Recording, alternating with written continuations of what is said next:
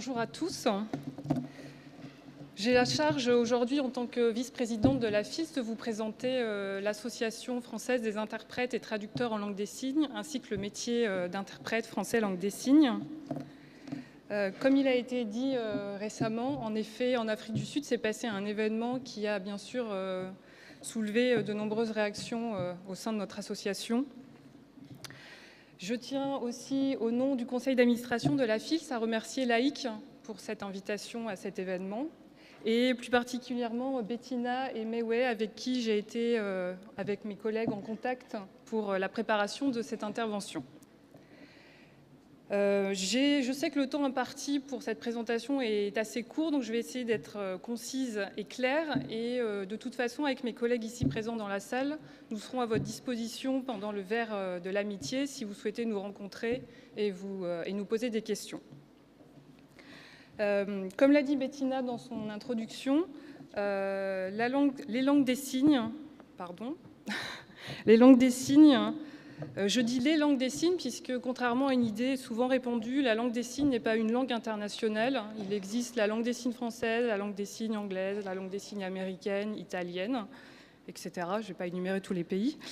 Et donc, depuis la reconnaissance des langues des signes comme langue de conférence à part entière lors de l'Assemblée générale de l'AIC, les interprètes en langue des signes peuvent donc être membres de l'AIC.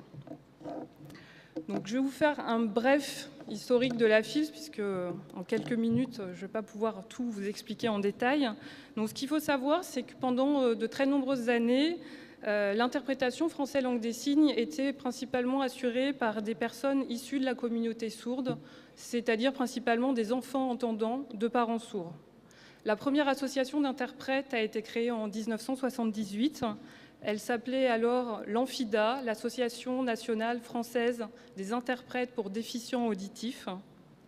Elle a ensuite changé plusieurs fois de nom jusqu'à prendre en 1995 le nom d'AFILS, Association française des interprètes en langue des signes. Le mot traducteur, au sigle de la FILS, au nom de la FILS, a été ajouté en 2008 pour une raison très simple.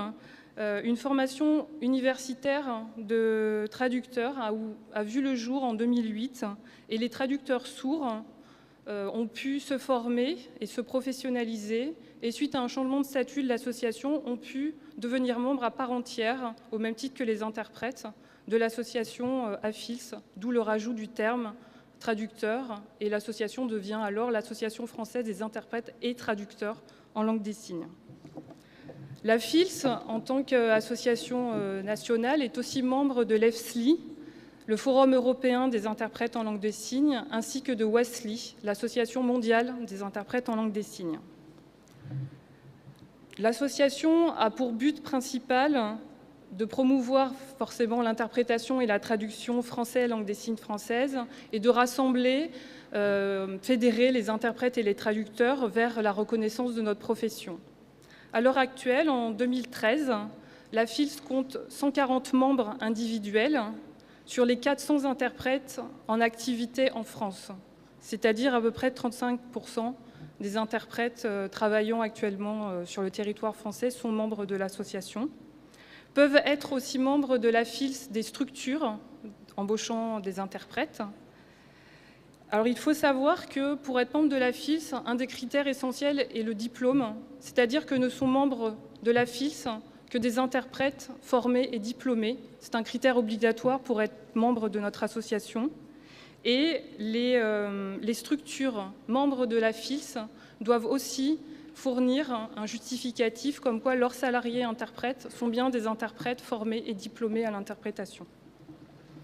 Pour devenir interprète français langue des signes, donc nous sommes passés par différents stades, l'attribution de cartes professionnelles par l'association, des qualifications non universitaires, jusqu'à il y a peu maintenant, un diplôme de niveau master qui est délivré par 5 centres de formation qui sont l'ESIT, l'Université Paris 3, l'Université Paris 8, l'Université de Lille 3, l'Université de Rouen, ainsi que le CETIM à Toulouse, qui est le Centre de traduction, interprétation et médiation linguistique, centre de formation qui propose la formation ouverte aux traducteurs sourds. Alors, il m'a été aussi demandé de parler un petit peu de l'organisation et de la réalité professionnelle des interprètes en langue française et langue des signes. La plupart des interprètes sont salariés de structures d'interprètes qui sont soit sous forme associative, mais de plus en plus sous forme de SCOP, de sociétés coopératives.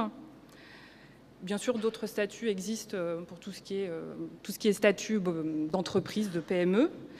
D'autres interprètes travaillent en auto-entrepreneur, en libéral, en portage salarial ou en coopérative d'activité. Il existe aussi des interprètes travaillant dans la fonction publique, qu'elle soit hospitalière ou au sein de l'éducation nationale. Et par contre, sur les 400 interprètes diplômés exerçant en France actuellement, la répartition géographique est très inégale. Il y a des zones avec de nombreux interprètes et des zones totalement désertes, sans interprètes exerçant. Nos domaines d'intervention sont tous les domaines, on va dire, de la naissance jusqu'à la mort, on va presque dire ça, que ça soit du privé au public. Nous intervenons dans la vie quotidienne pour tout ce qui est interprétation de la vie quotidienne, ce qu'on appelle, nous, principalement la liaison. Ça peut être interpréter un rendez-vous chez le notaire, chez son banquier, une rencontre avec son médecin, intervention dans le domaine de la justice, gendarmerie, commissariat, tribunaux. Nous sommes au même titre que les autres interprètes inscrits sur... nous pouvons être inscrits sur la liste des experts auprès des cours d'appel. Nous intervenons aussi pour l'interprétation de formations universitaires, interprétation en milieu scolaire, au sein des collèges, des lycées, au sein d'entreprises pour des réunions de services, des formations internes, des séminaires, des meetings politiques, des conférences, des messes, des enterrements ou des mariages, ainsi que, depuis quelque temps, nous intervenons aussi en visio-interprétation. Alors, en théorie, on parle d'interprétation de liaison et d'interprétation de conférence. Pour nous, je vais vous expliquer après, c'est finalement la même chose. La différence se joue surtout sur les tarifs appliqués qui diffèrent entre la liaison et la conférence. On m'a demandé aussi de vous parler en dernier des similitudes et différences qu'il pourrait y avoir entre les interprètes français langue des signes et les interprètes en langue vocale.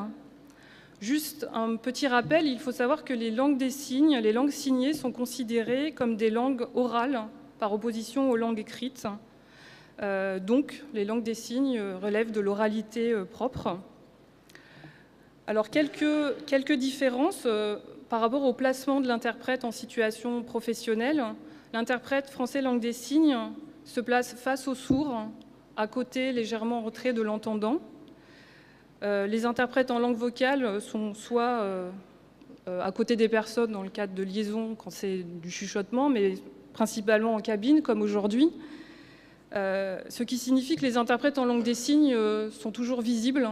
Lorsqu'il y a des conférences, l'interprète en langue des signes est souvent sur scène, alors que les interprètes en langue vocale travaillent en cabine.